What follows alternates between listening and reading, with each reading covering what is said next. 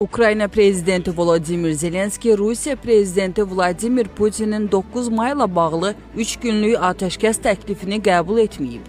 Bu barədə ölkə mətbuatında məlumat verilib. Bildirilib ki, Zelenski bundan öncə də olduğu kimi 30 günlük atəşkəsə təkid edib.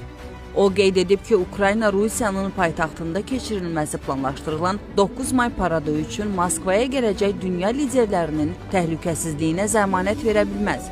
Qeyd edək ki, Rusiya prezidenti Vladimir Putin qələbənin 80-ci il dönümü günlərində atəşkəs elan edib. Bildirilib ki, Putinin qərarına əsasən Rusiya Federasiyası mayın 8-i saat 00:00-dan mayın 11-i saat 00:00-a qədər atəşkəs elan edib. Qeyd edək ki, Rusiya Federasiyası Ukrayna ətrafındakı vəziyyətlə bağlı beynəlxalq tərəfdaşlarla konstruktiv qarşılıqlı fəaliyyətə hazırdır.